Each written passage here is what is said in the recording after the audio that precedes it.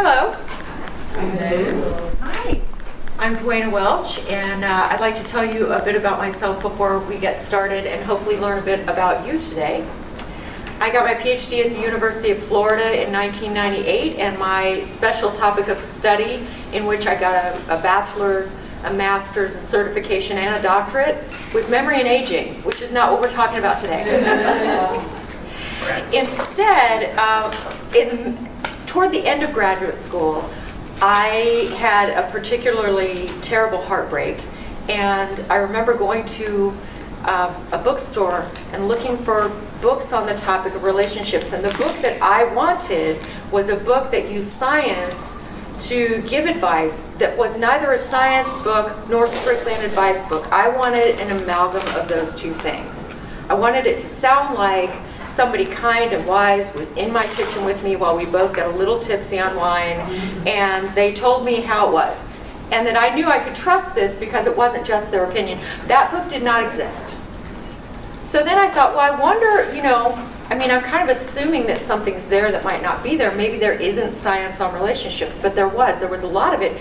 It's just that, like most other research articles in the world, that it was being read by the person who wrote it, the 4 reviewers, and maybe a handful of graduate students who then wanted to write a paper about it.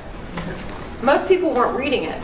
So I undertook to read about it, but I did not undertake to write a book. What I wanted to do was improve my life. This started from a very self-help, helping myself sort of place. I wanted my life to get better. I wanted to stop taking bad advice, because clearly the advice I had been getting was not working for me. And I wanted to do stuff that worked. And I very much viewed my life, as I encourage now my clients to do, and all of you to do, I viewed my life as my own experiment. I could look at what worked for most people most of the time. That's what science does. Social science is science, just like physics is science, just like biology is science. But social science tells us what works for most people most of the time. Nothing's going to tell you what works for every person every time. If you're looking for that, you need to go pay $25 to the person with the crystal ball, unless it's $50 now, I don't know. But with science, you're hedging your bets and the odds of what works for most people. There's not a guarantee, even with science, is what I'm saying. And so some of the stuff I tried, it didn't work out for me. It worked out for most people and not for me. And some of the stuff really worked out very well for me. And so when I met my husband, it was kind of a running joke with my friends by then that what I was going to do, if anybody ever said a thing about relationships, was say, well, there's a study that found. And instead of making fun of me about it, he said, I think it's really cool that you know all this stuff that most people don't know. And I said, well, people do know this. They're writing the articles. I'm not collecting the data here. I'm just reading about it. And, I applied it to my own life. And he said, well, I'm really glad you did. And in fact, I think a lot of people would like to know about this. And at the time, so I had been a single mom. And at the time that I started thinking about helping other people with this, and he was telling me to do this, my child, who's now 16 and sitting in the back of the room, and who volunteers at 3 different jobs at the public library. I'm not sitting back here because I'm not proud of her. I'm very proud of her. Yeah, Griff is watching this stuff. So anyway, but Griff was only 6 years old at that time, and I did not want to, frankly, I had not aspired to be an author. That wasn't what I wanted to do. I had aspired to have a happy life and to continue being a professor. That's what I wanted to do. And so I told my husband, I really want to keep being a professor. I really want to be involved with you and my kid. I'm really not interested in writing a book. I don't want to do it. And he said, oh, that's okay. What if you just did a blog? I mean, you're always wanting to talk about this. I bet people would want to listen. What if you did a blog? And I said, it's too much work. I'll just start slapping stuff up on Facebook. So I did. I started, and I kind of could see, like the first article that I ever wrote, it took me more than 25 hours to write 1,000 words because it came out like a journal article at first. That's what I had always written. And I realized if people wanted to read journal articles, guess what? They'd be reading the journal articles. They wouldn't need me to read. I kind of read science so you don't have to. So I started this blog on Facebook. It turned into a thing. It migrated to its own website, which turned into a thing, which turned into people saying, you need to write a book about this, which turned into the book that's for sale in the back room, which I am currently discussing details of doing a book deal with Hachette, running press. So that's where we are now. This book was really therapeutic for me because it allowed me to feel like I was reaching back in the past and being my own wise counsel. And in that sense, it kind of erased some of the heartache I went through. And I definitely feel really happy whenever I hear from a reader who says, I was able to walk away from this pain-filled situation instead of spending years like I would have done in the past. Or I was able to embrace this healthy situation which I would not have recognized for its value and worth in the past. And so today what I want to talk to you about is specifically technology, because most people right now are involved in technology for finding a relationship. Oh, is this going to work? Oh, it did. How exciting. Okay, so why science? I've kind of already said that. Science tells us what works for most people most of the time, which is better than hoping for the best and taking advice. For example, people will tell you both of these things. Absence makes the heart grow fonder, and out of sight, out of mind. And they will tell you this right after your relationship either worked or did not work. They will not tell you predictively that this is going to work out for you. They will tell you after you crashed and burned. That's not helpful. Science is helpful because, unlike most other things, it predicts what will happen for most people most of the time. So that's the value of science. The value is not that it's going to say, Shauna, you will find love on Tuesday, and it will be the right love. It's not like that. But it does say, here's how to hedge some of your bets. Here's the way to bet. And you know, if it turns out that that particular aspect of science doesn't work for you, you're free to abandon it. You don't have to stay in that same rut. Your life is your experiment. Okay, so who's dating online? Short answer, just to almost everybody who's dating. Maybe not the high school set, although I think plenty of them are using Tinder and lying about their age. But right now, the #1 dating app is Tinder. And I'm understanding that something like 67% of people who are dating using any form of online platform are using that one. And so what are the typical results? Well, the Harris survey was conducted from 2005 to 2012. And this is not like, I don't know, it's not like a questionnaire that you would get on HuffPo or something. It's not, these are scientifically conducted questionnaires, meaning that literally every person in the subset of humanity that's being considered, they all had an equal shot at being given the questionnaire. So this means that every person who was looking for and got married to a partner between these years, every person in the United States who fit those criteria, they all had a statistically equivalent chance of being given this questionnaire. And I was given access to this data set because I was really skeptical about it. And the reason I was skeptical is the results really said a lot of things in favor of eHarmony, and eHarmony paid for the study. So I was really skeptical about this. Let me tell you what the results are and why I have faith in them now. Okay, the results showed that there, of course, are lots of ways that people meet their partner. But between these years, more than 33% of people had met their partner, not just their partner, their husband or wife, online. Furthermore, and this part was much more interesting to me. I mean, I was kind of blown away that you've got a third of the population finding a spouse, not just a hookup, a spouse online. Another thing that was really interesting to me was that the people who met online were just slightly happier than the people who met any other way. Wow. So I got interested in this since eHarmony funded this study. It's hard to get relationship science studies funded now. You know, it depends on who's in office, it depends on what the priorities are of different agencies, it depends on what other priorities there are. So this is tough, and eHarmony decided to fund this. I got to interview Neil Clark Warren as a part of an article I wrote for Psych Today about this study. They funded this because nobody else would. And the lead scientist for this, John T., I never know how to say his last name because I've never heard him say it, Cacioppo, I'm going to say. He let me email back and forth with him. And I asked him about this. I said, you know, I noticed these folks are slightly happier, but it's a really slight effect. What do you say about that? And he said, well, you know, how you meet someone is one of many, many, many factors in how happy you're going to be. So you wouldn't expect it to be a big factor, but that it is a factor at all is noteworthy, which I agree with. I also looked at the data set. I think it's completely legit. What they found was real. It's got a 5% chance of not accurately describing people in that time period. It's got a 95% shot that it did. I said, yeah, but can't people lie? You know, people who meet online, it surprises me they're happier because can't they just lie about it?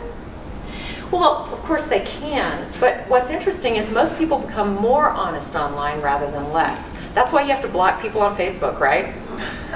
Because people lost their filter and they actually told you what they thought in a way that they wouldn't have told you if you'd been face to face. So it turned out that in separate studies of how people interact with face-to-face interaction removed, people actually got more honest rather than less honest. We are going to talk about a couple major caveats to that here in a minute. There are a couple major exceptions to that. But by and large, what Cassiopeia told me was, you know, we're talking about people who actually got married, and by the time people get married, they usually know each other pretty well. So any huge secrets and red flags should have come up by then. So we're not talking about the people who met someone, thought about getting married, and then ditched the whole plan. We're looking at the people who actually got married and they're slightly happier.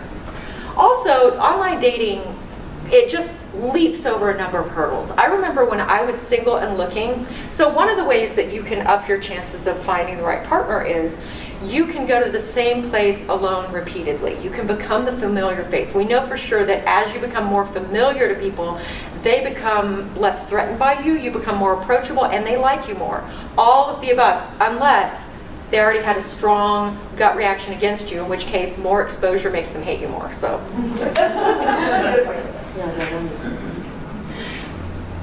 anyway, but the barriers that this leaps over are the following. Let's say that, as I did, I used to go to bookstores and libraries to meet people because I like nerdy men.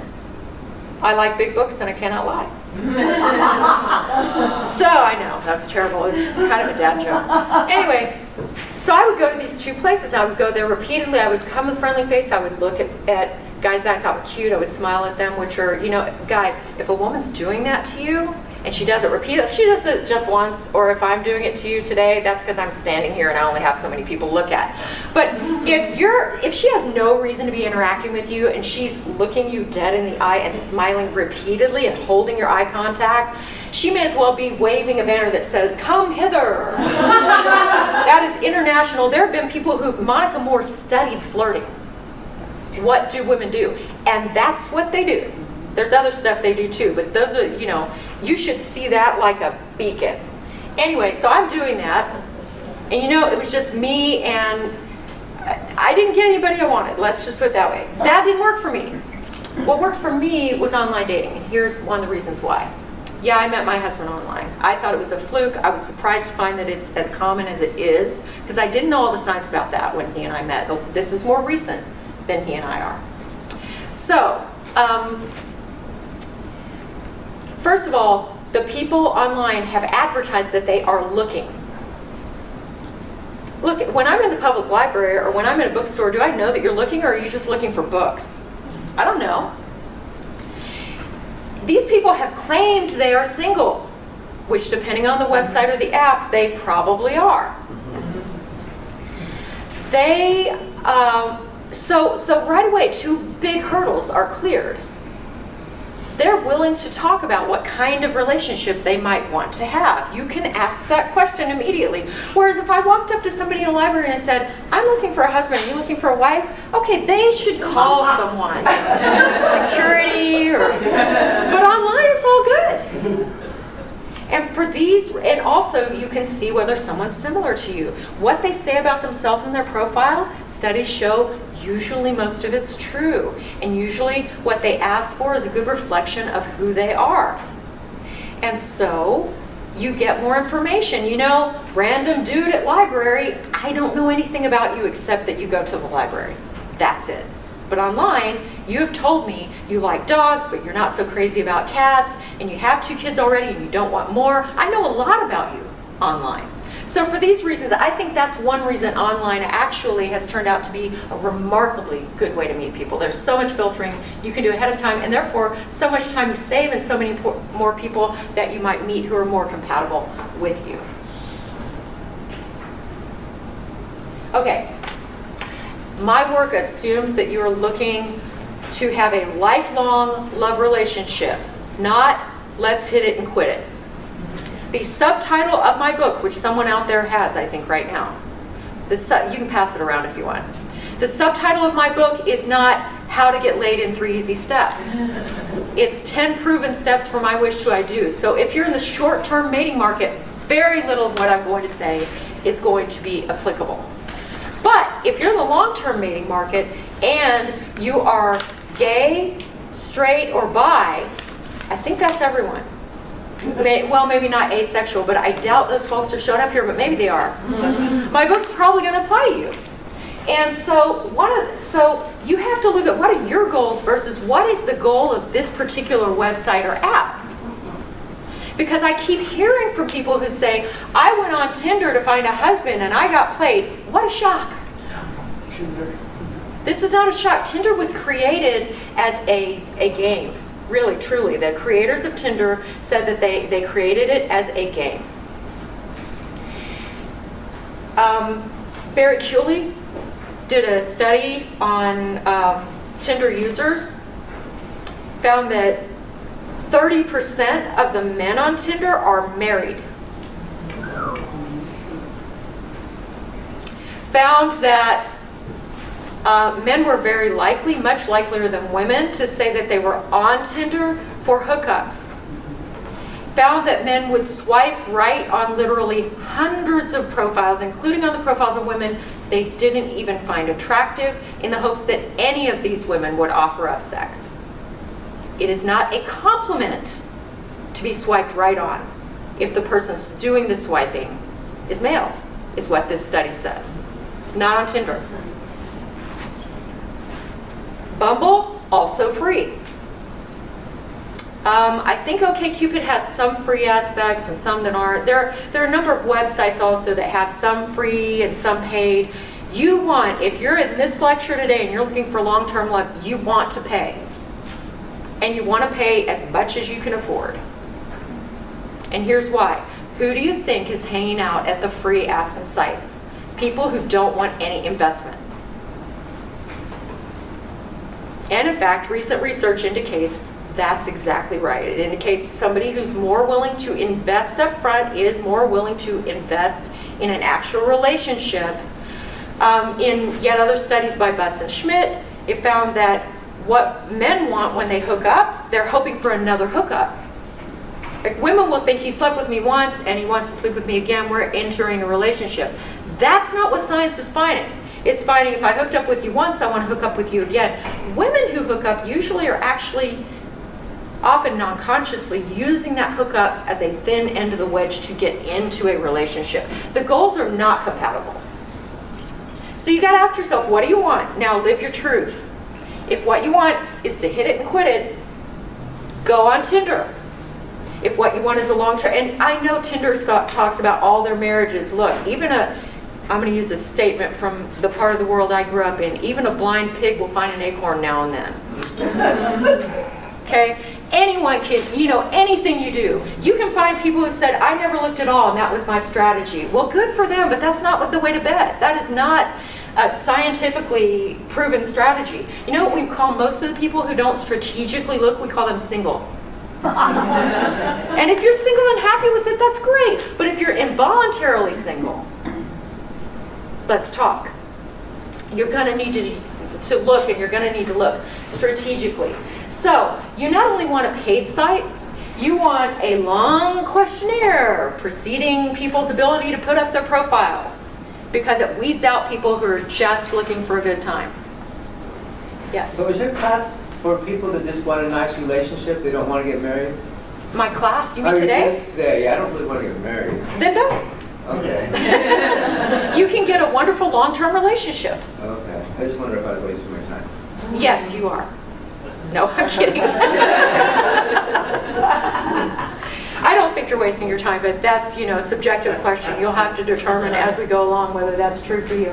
Okay, you want a long questionnaire because, again, even if you're not interested in getting married, but you want a relationship that's really going to last, you don't want to like have a relationship for a year here and 6 months there and 3 months here and 2 years there. If you want a relationship that will last, you're better off going to a site that's going to make you invest something. I know, especially a lot of men don't like filling out those questionnaires.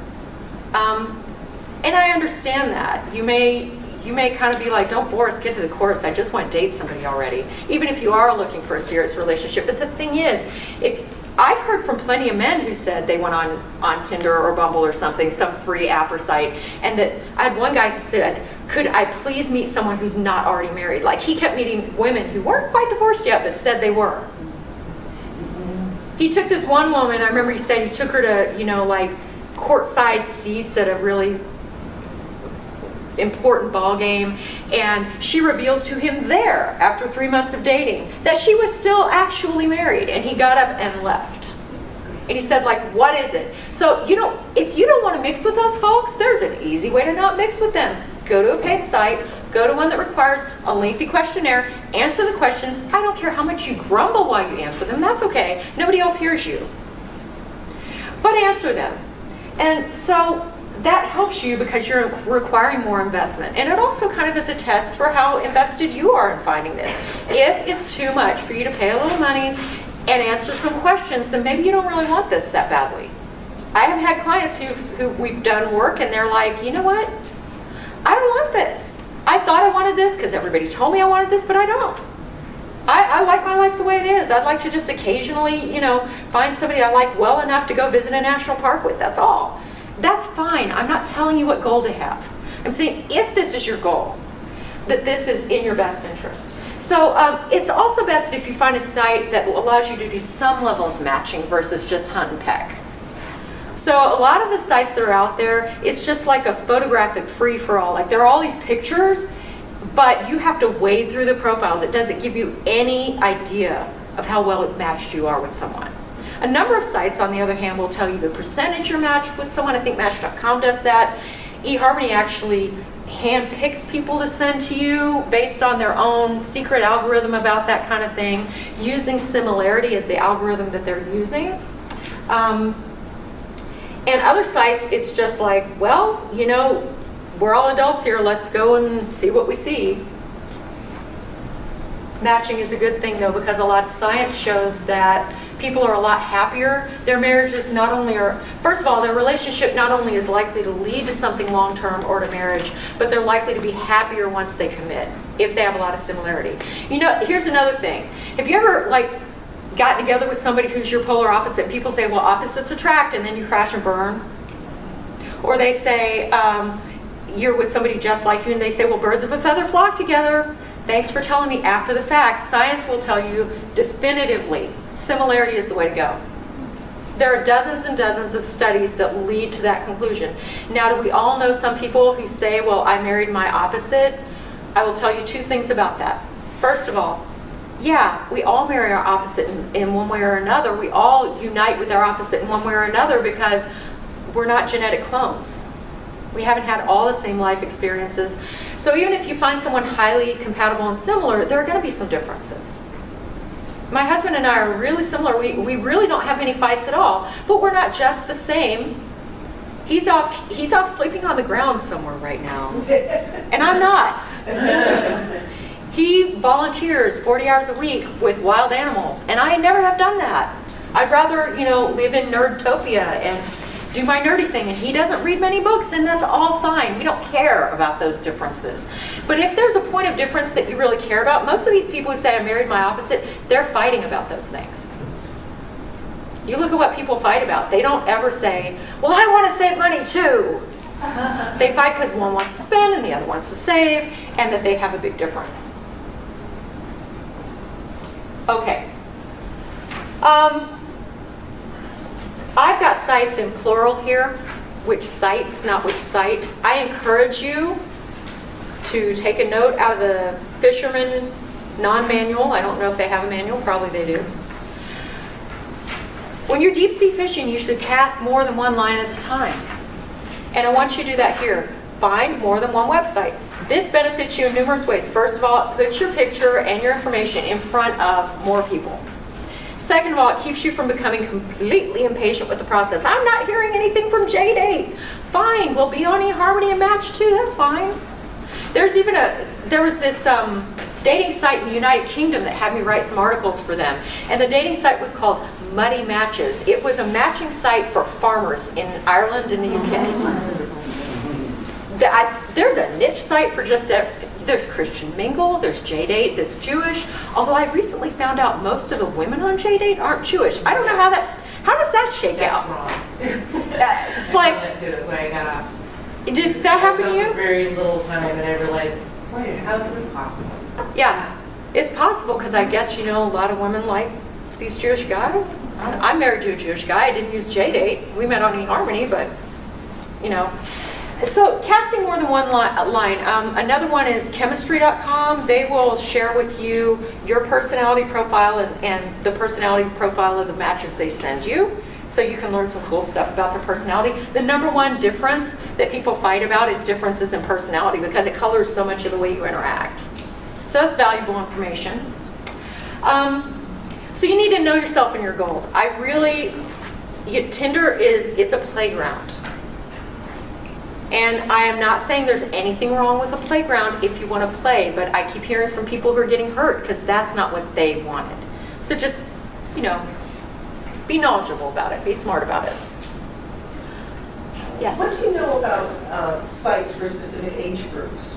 So there are sites for specific age groups. Again, there's a niche for almost everybody. There's Our Time, which is for 50 plus, right? And I have not used it, but I've heard good things about it. And I'm not advocating for one site or another. For example, although Vic and I met on eHarmony, at that time, eHarmony was a good bet for me because I was a lot younger than I am now. And so, I was willing to date a man significantly older than I was. And so, what happens on commitment-minded sites like eHarmony advertises itself basically as a marriage-minded site.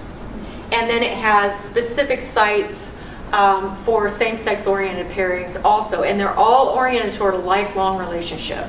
And so you can imagine which gender is typically more attracted to that concept right out the gate. And so eHarmony tends to have more female users than male users. Match, for a long time, I don't know if this is still true, Match tended to have substantially more, 10 to 15% more male users than female users, for the simple reason that Match allows men to just look at pictures and contact anyone whose photograph they like. And men are more visually oriented in finding relationships than women are. So they like that. They don't like eHarmony feeding them 5 people at a time. They don't like somebody saying, you can only meet these people. So I knew that I could use eHarmony because I was looking at a crowd that was older than I was. Would I have dated someone who was also in their mid-30s? Sure. Did they approach me? They did not. It was exactly what I predicted based on science. I got approached by a lot of guys in their late 40s to mid-50s, and some who were older than that. My husband is 14 years older than I am. And you know what that makes me? Eternally young and hot to him, which is what I care about. Okay.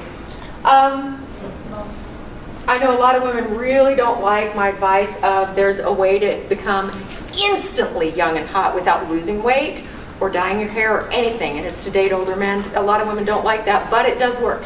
You had a question or comment? I'm a little skeptical of online dating because I've heard there's a lot of sites that will stack false profiles. Before you go on, I look around and see, is this a site that has attractive women? And I've heard the ones that, you find a lot of very attractive women, they can be, like I said, stacked. Yes, there are fake profiles on some of the websites. The free sites are going to have a lot more of that, right? They are. They're going to have a lot more of that. All sites will have attractive women. Well, what I've heard is that the company itself is stacking. I do not know anything about that. I know that it happens. I don't know if it's the company itself. I'm not saying that I'm sticking up for the companies. I'm saying literally that's out of my wheelhouse. I don't know anything about it. I do know I've had male friends who've showed me their online searches to let me see how they think when they're going online, because I supplement the science with a lot of real life stuff. And they have said to me, that's not a real person, and here's how I can tell.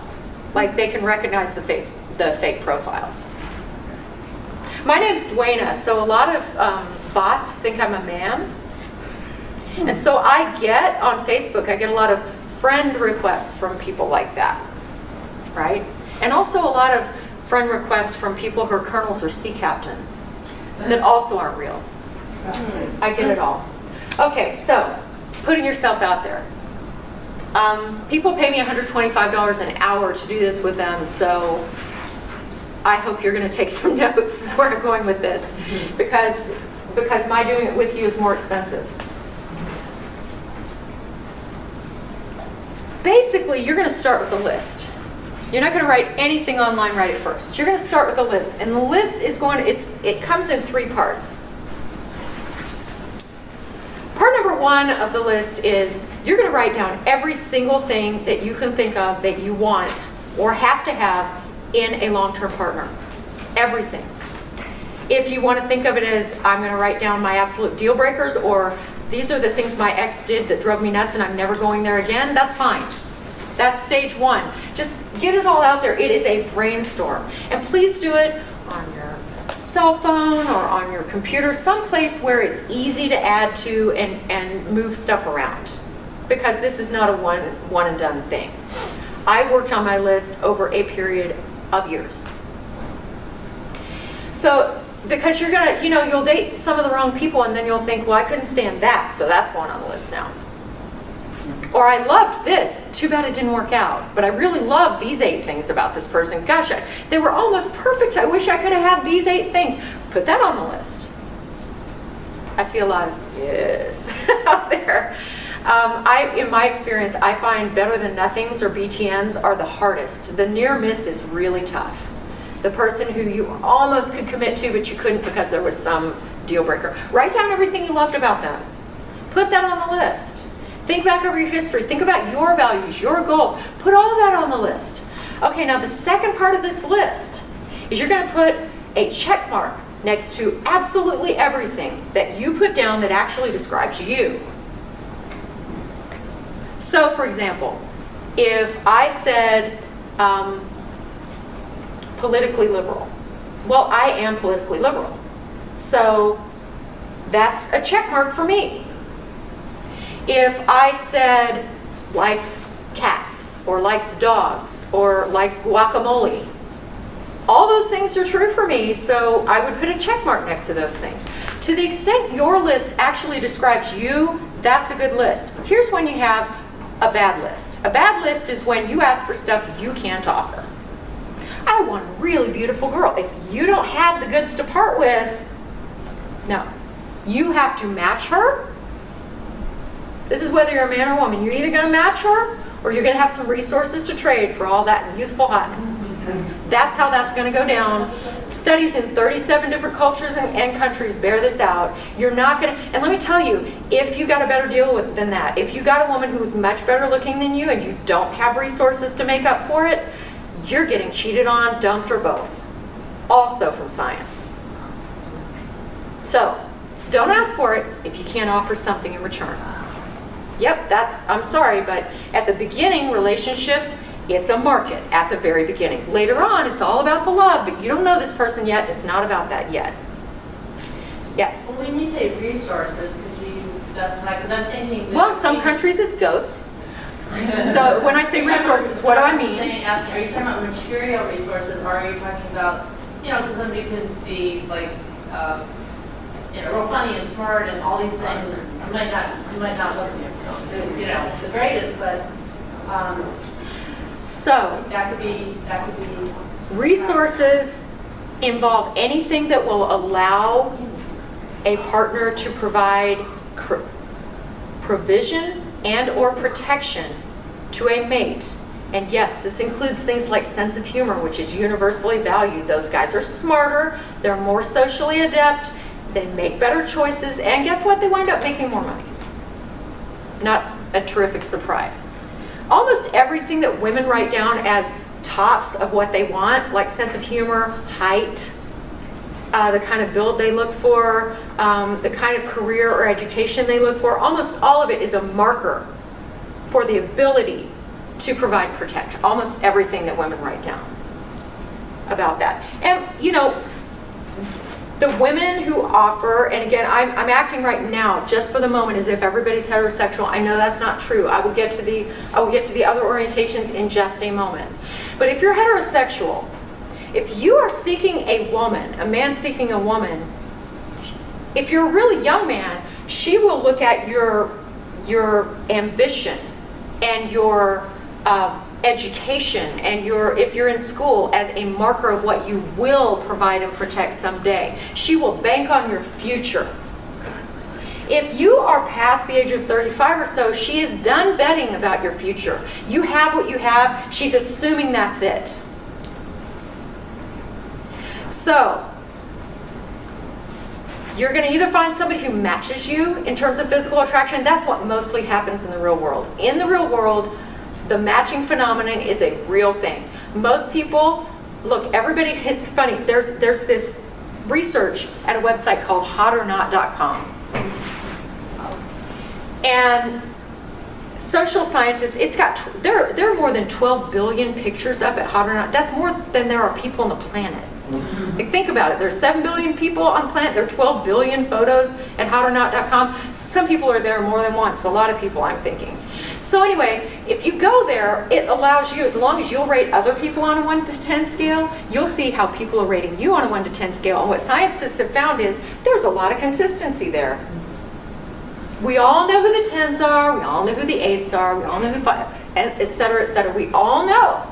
Beauty is in the eye of the beholder in terms of, are you my 10? I tell my husband, I have a few male clients who are just drop dead gorgeous. And he's like, are you attracted to them? And I said, strangely, no. They're not my 10. They are 10s. They're just not my 10. Does that make sense? Mm-hmm. But we all know who the 10s are. And you know what? Even if I were single, I wouldn't go out with any of the 10s. You know why? Because I'm not one.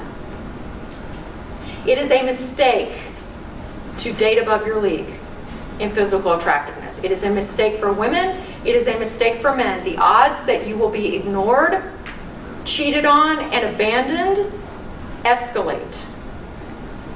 Ignored is the best part of that. Getting ignored is great because then you didn't even start the relationship. Getting cheated on and abandoned years in is really, really not good. That is a really unhappy experience. Yes? So how do you know how to rate yourself? As you're saying this. You don't rate yourself. You watch what other people rate you. Okay.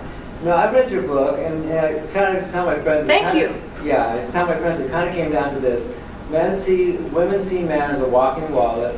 I mean, I'm telling you this is wrong. Men see women as a walking DNA. Is that too simplistic?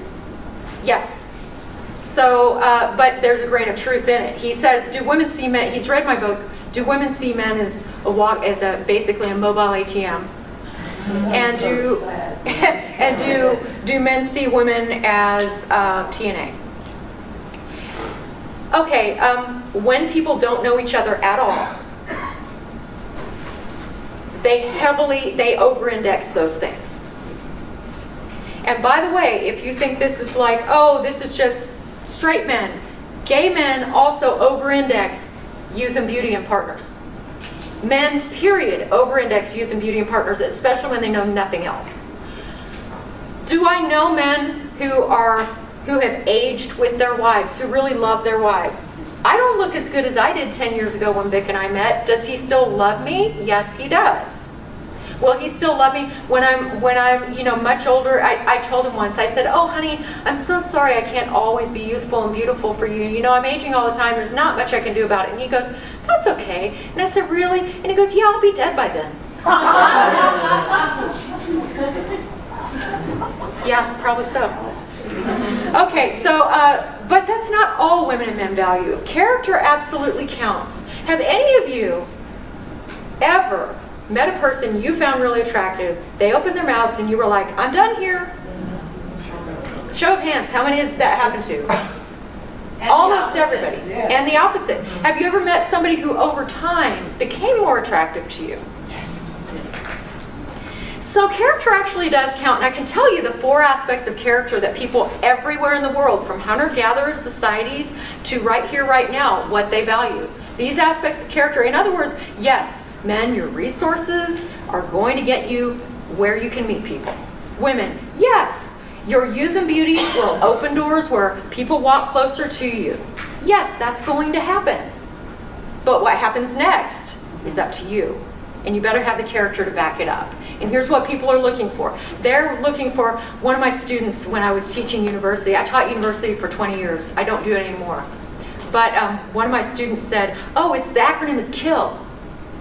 It is. Kindness, intelligence, lovingness, loyalty. K-I-L-L. Kill them with kindness. Kindness, intelligence, lovingness, and loyalty. Globally, people want the partner who treats them well even when things aren't going well. They want kindness. And there's, by the way, when you're first dating, it's kind of hard to see this, but you can see it because people put on a show when they first meet you. If they like you, they don't let you see everything that's not desirable about them. But how you can see it quickly is how are they treating the people in their life who they're not trying to impress anymore? Are they lavishing them with attention? Are they complimenting them? If they have an ex, how do they speak about that ex? My husband and I both speak kindly and respectfully of our exes. When I met him and I asked, and that was an early question I would ask, and I teach all my clients to ask this question. So, tell me about your last relationship. What happened there? If somebody speaks poison about this person, that says a lot about them too.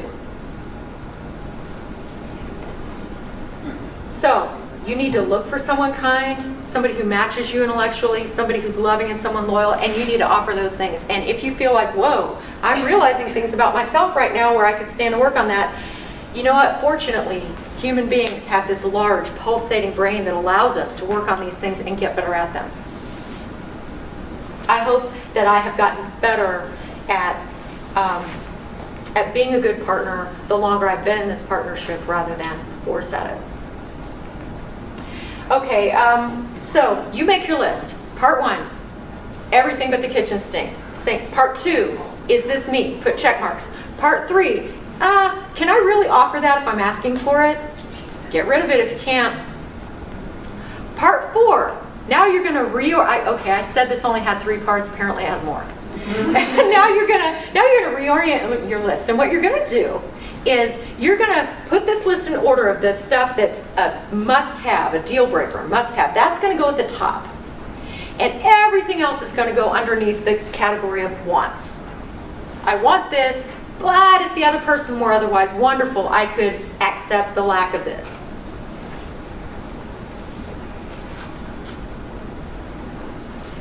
So I've had clients who said, politics is not a big deal for me. I like them to be kind of on the same page, but if they're not, it's okay. And that's a want for them. Other people are like, they have to be conservative, and that's the end of it. Okay, put that on your must-haves. This list, I'm not going to tell you what goes on your list. That's up to you. But I'm going to tell you, once you're done with the must-haves and all the things you want, you need to put this list in positive language. Because if I tell you no white polar bears, you're thinking of a white polar bear right now.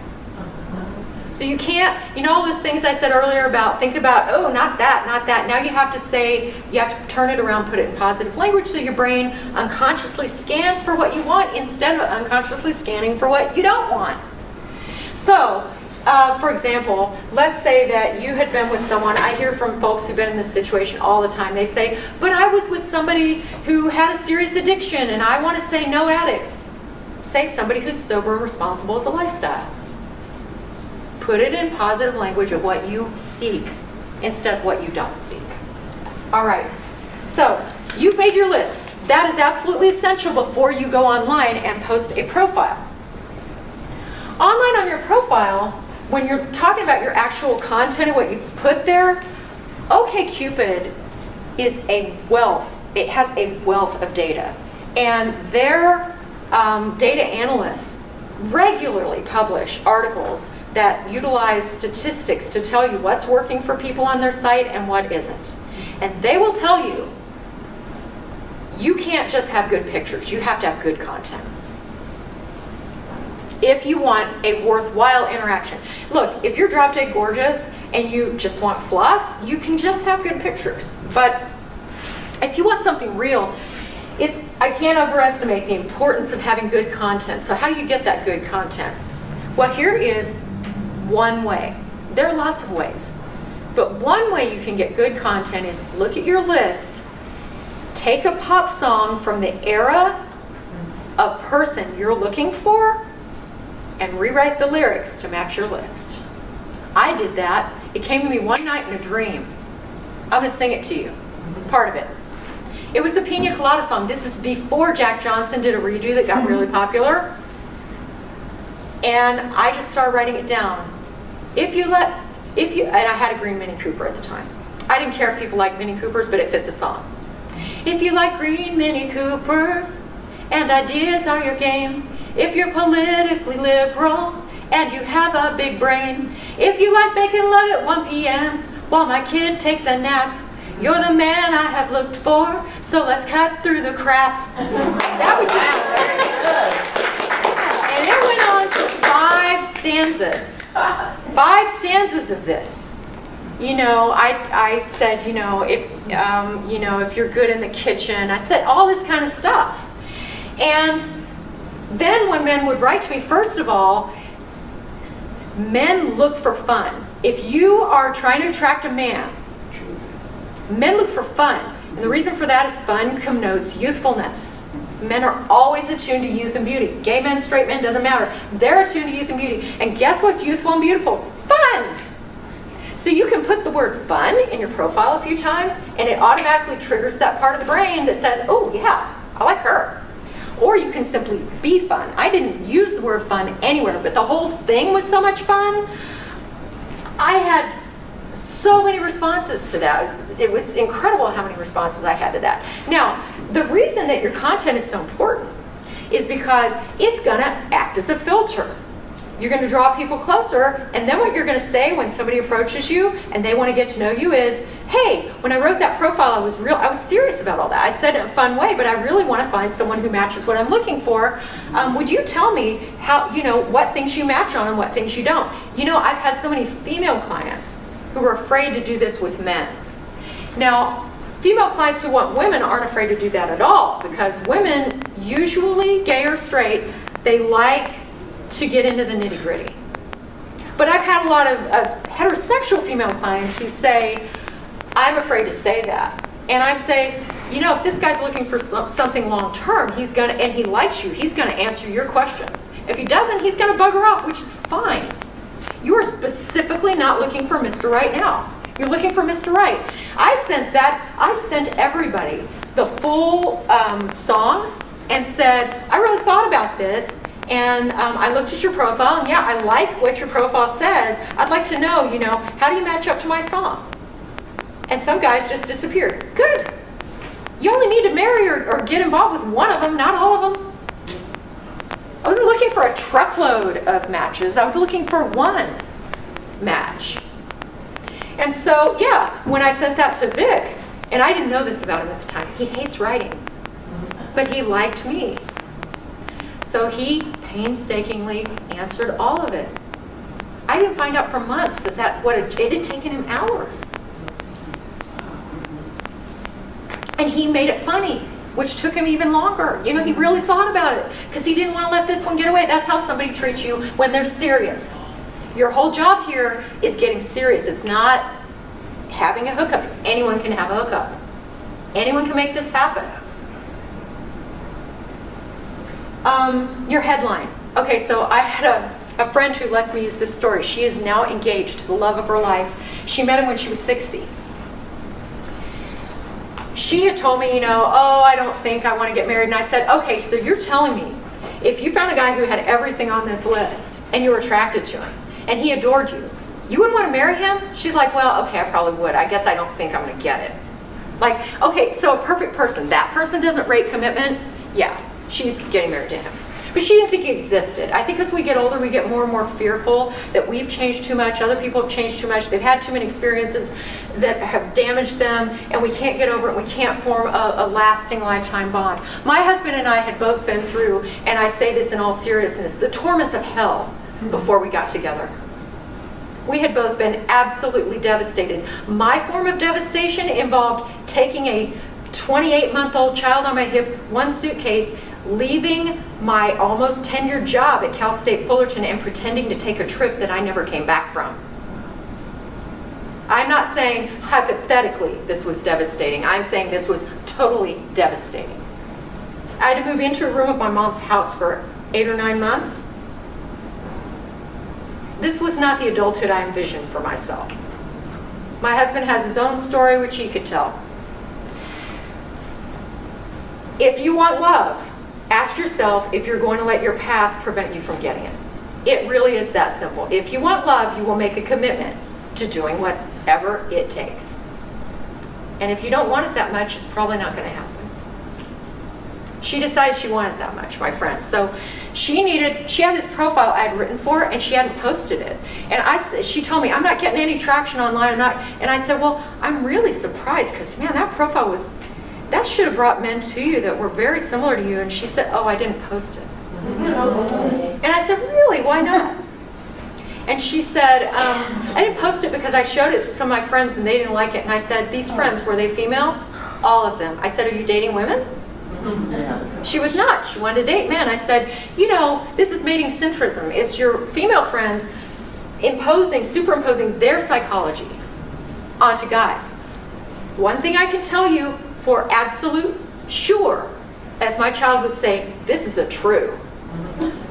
This is a true. Males and females have quite different mating psychologies. Gay and straight males tend to have an extremely similar mating psychology to one another. Lesbian women, the ones that identify themselves as more butch, tend to have a slightly more masculinized mating psychology. Again, this is research, it is not my stereotypes 101.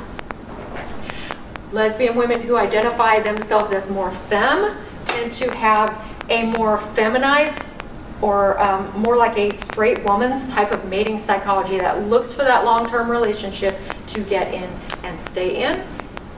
And so her ad read like she was looking for a woman. It was not attractive to men. So I redid her ad and I put a new headline on it. She was really into traveling.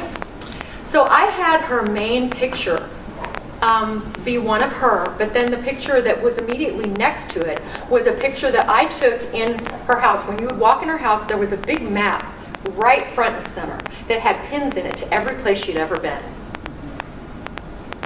And I took a side shot, so it just looked like the map was just full of pins, which it kind of was. And she told me, she said, if one more man sends me a picture of the fish he has caught, I'm going to kill myself. So I said, okay, here's your headline.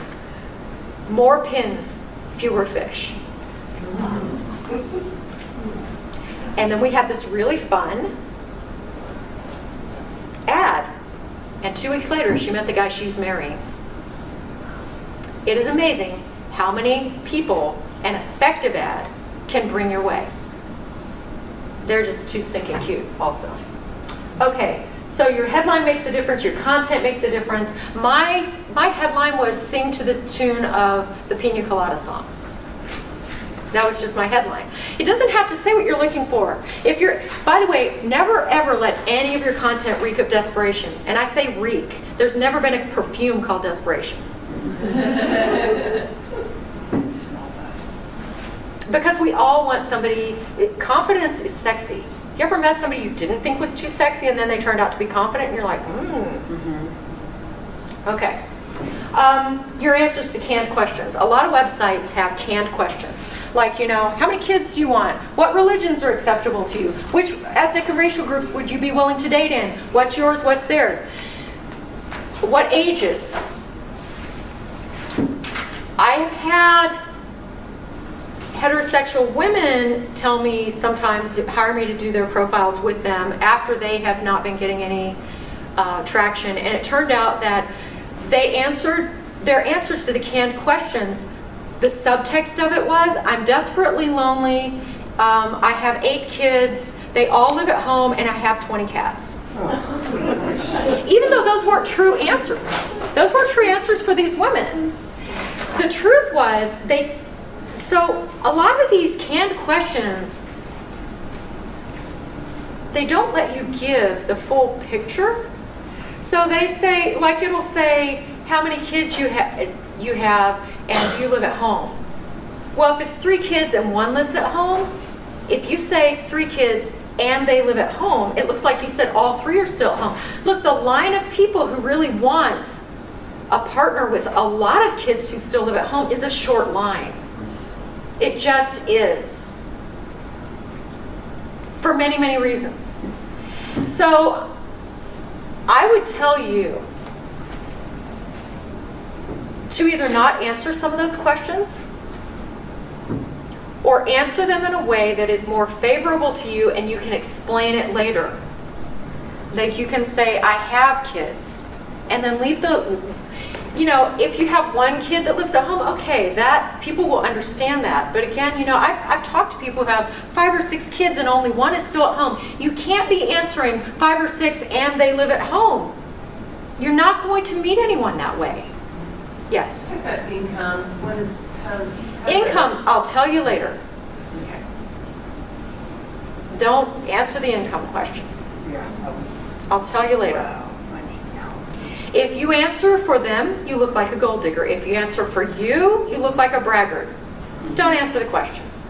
Also, be leery of anyone who does answer the question for the reason that, yet other studies have found that this was a different study of online dating that found that men who position themselves by showing their torso, especially shirtless, and who told you what their income was, they were the most likely to be looking for casual sex and nothing else. The more they positioned the thing that draws people forward like a sparkly vampire, the less likely they were to be offering you the thing for anything more than just an hour or 2. Okay, your gender. I've kind of been going through this all along, but who answers whom? Let me go to the next slide. I think it talks about that. Oh, does it? No, it doesn't. Okay. Men are 11 times more, in heterosexual pairings, men are more than 11 times more likely to make the first contact online than women are. What does this tell you? It tells you that they're not too shy to reach out. They've decided against you. Heterosexual women, you don't need to be liking anybody's profile. You don't need to be sending them a message. If they liked you, they had already seen you and they're gonna click on it. If they require you to step forward, like they've already seen it and rejected you and requiring you, they're looking for something short term. If you're a gay man or a straight man, yeah, obviously you need to be the one, you need to be initiating.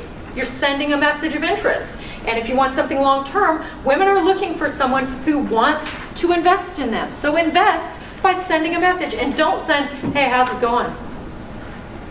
Send a message that shows that you read the profile. A lot of men have said to me, well, I reach out and nothing happens. I'll say, show me some of the messages you've reached out with. They say things like, what you doing today? You're pretty. What are you up to? What are you up to? And this is met with silence. What a shock, guys. Guys, let me tell you the message that would get you tuned into. The message that you send that would get you tuned into is, let's see what time it is. Oh, good. We've got till 3:30. Is that okay? That was what they billed it at the library. I know some people have to go, but that's what they billed it as. Griff, if you want to sell a book, it looks like she needs to leave. There's change in the cardboard shoebox there that you can. What? Oh, where's the sample book floating around here? Sorry about that. The kind of message that is more likely to get you a response is as follows. Hey, Kelly. I immediately noticed your ad. Obviously, you're really pretty, but that wasn't all I noticed. I also noticed that you like windsurfing and that you like vegetarian eating, and I like those two things also. And so, you know, I thought I would initiate a chat with you. I hope that you're willing to talk to me, but either way, have a great day. Women, how many of you would respond to that? Show of hands. Those of you who wouldn't respond, why not? Any reason? Okay, this is like when I taught college, there were some people who were like, I'm just not going to interact. That's just how it is. Okay, all right. Most people, yeah? What about her data? Like, what messages should they be sending? Because you said that was like... That's heterosexual men. Yes, if you're trying to woo a woman, if you're a lesbian or if you are a straight man, the message needs to have some content behind it.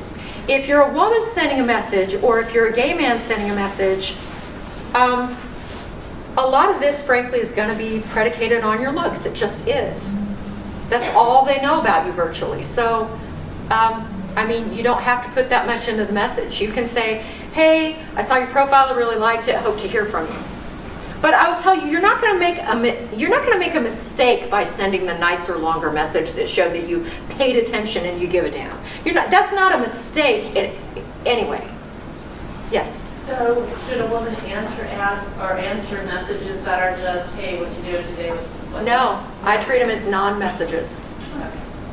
That's like, how little can I possibly invest in you and get a big return? No. Same with winks. You know, some of the sites, somebody can send you a wink or a heart or something like that. Those aren't messages. A message is someone wrote to you personally.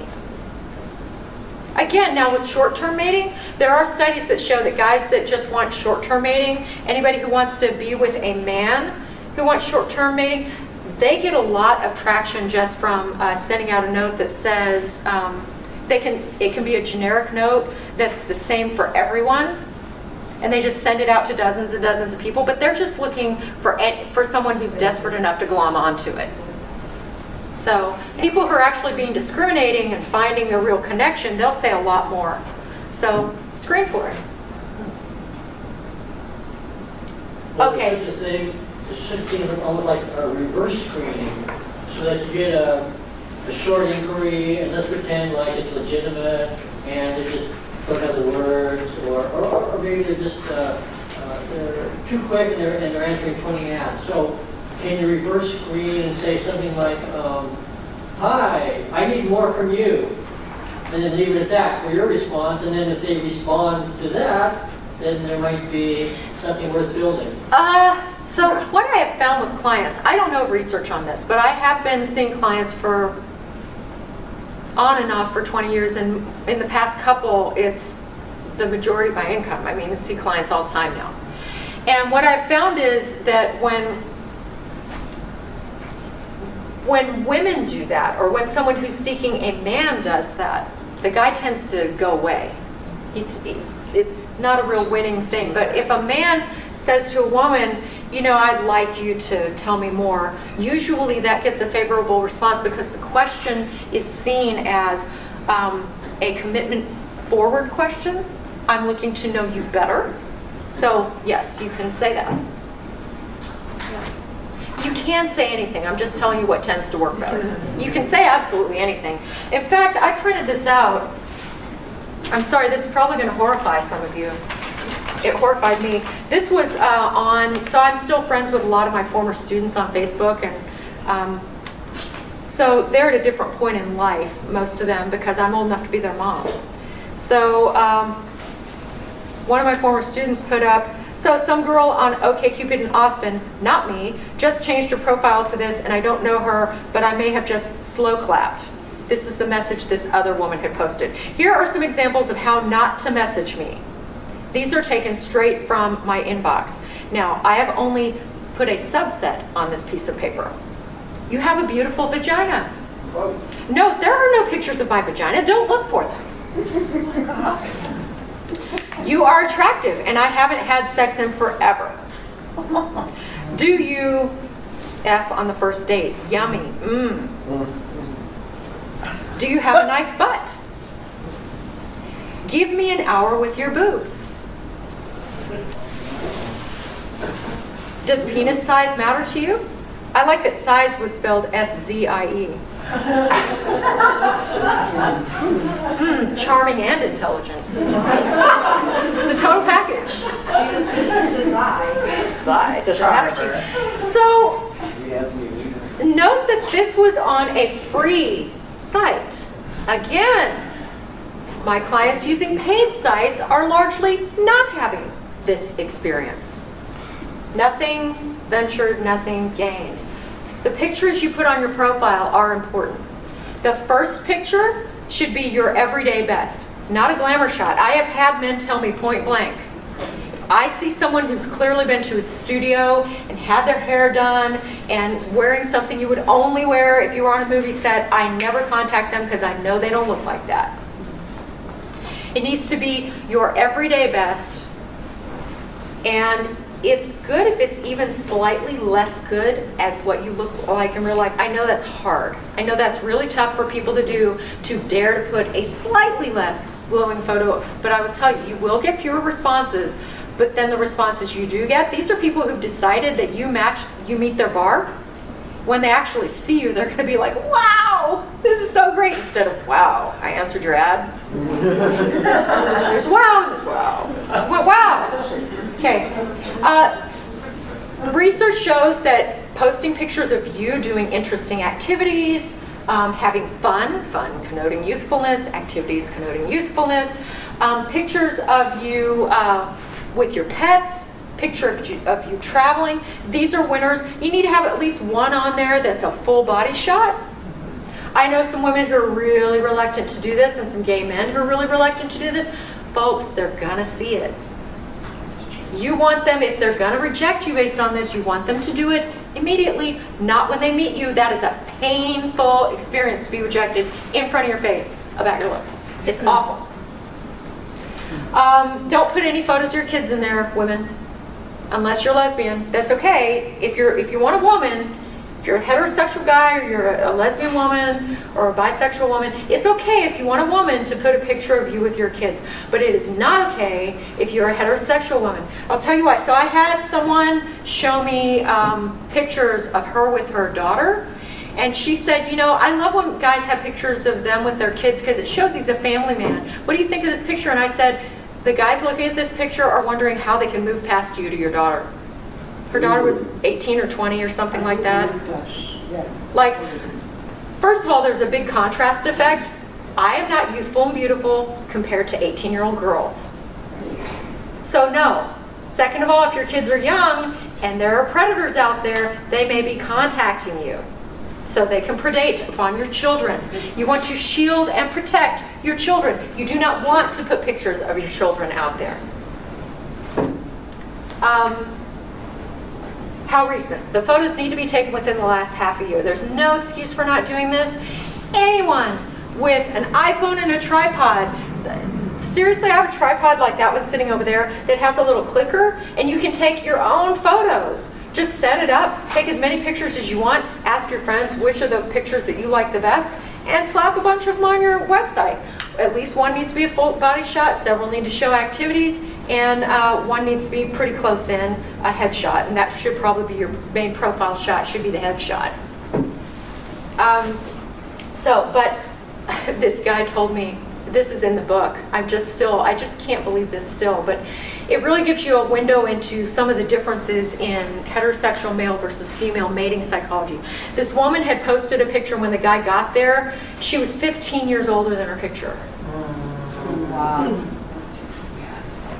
And he almost walked out. He almost like looked and walked out.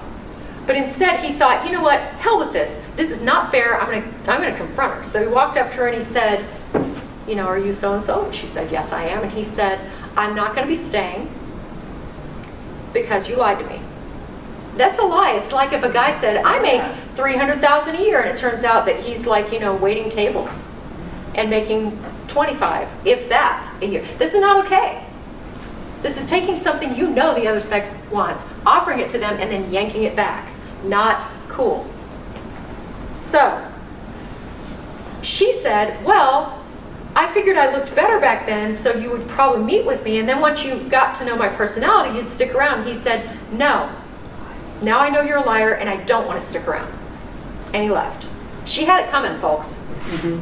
Did he have to be quite that direct? Maybe not, but she did have it coming. You may have made her think. Huh? You may have made her think. I certainly hope so. Okay, I don't know if y'all remember Elmer Fudd singing "Looking for Love in All the Wrong." Looking for love. Looking for love, your new part-time job. If you want to succeed at looking for the right relationship, it is going to take your investment of time. A lot of people kind of, they act like they're binge eating, like all they do for a while is online dating, and then they're like, oh, I'm so sick of this, I'm not going to do any more. Don't do that. Be moderate. Be sane. Be cool. Treat it like a part-time job. Set aside 2 evenings a week when you spend an hour or 2 looking at your matches, deciding in the case of people who are responding to mails whether you're going to respond or not, in the case of males whether you're going to reach out or not, and just treat it that way. 2 evenings a week. Don't make it weekend evenings. I mean, that says you're sitting at home alone, right? It's Saturday and all I can do is call out to you. No, not weekend evenings. Scanning others' profiles, you're looking for similarity, not just pictures, you're looking for similarity to you. You're seeing if you like their tone. Do they sound like a nice human being?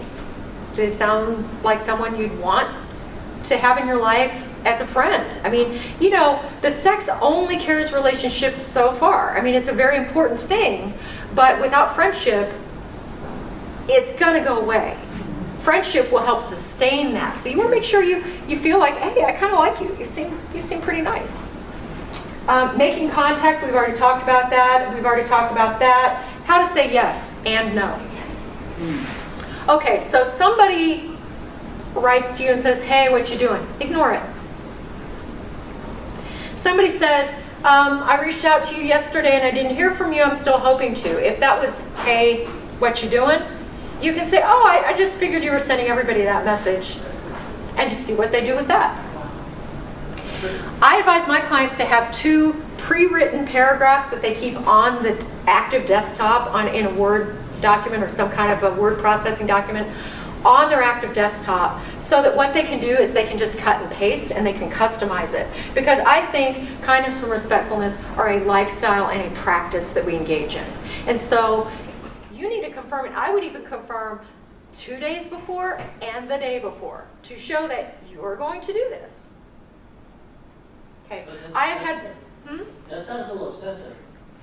I mean, almost intrusive. I mean, you haven't even met this person yet, and now you've got 2 phone calls. Hopefully you have called them and gotten to know them before this. Hopefully you didn't go straight to meeting them in person. Most women are not really down with, I'm just going to meet you. They need to talk to you a little bit first. So hopefully you have spoken to them and you have said, I will be calling to confirm. But twice? So the woman says, I'm going to call to confirm. No. You expect the guy to No, say he says that. He made the date. He says, I'm going to call and confirm. What if he doesn't say that? Then you better hope he calls and confirms, because if he doesn't and you're my client, I'm going to say, don't show up tomorrow. Those of you who are in the pursued role, that's mostly women, you're going to get up and go and leave separately. Leave them wanting more. Don't exhaust every topic of conversation the first time you meet. There's something about being excited about a person. And there's something fun about letting that draw out a little bit. So it's safer emotionally and it's safer physically if you arrive separately, leave separately, and keep it fairly short the first time. Okay, if you'd like to contact me, that's my email. That's my website. There's where you can see more information about my book. You can find me at Amazon, Goodreads, Psych Today, and more. And I will be in the back signing books here in a moment for anybody who would like a signed copy. And I thank you so much for the gift of your time and attention today. Thank you.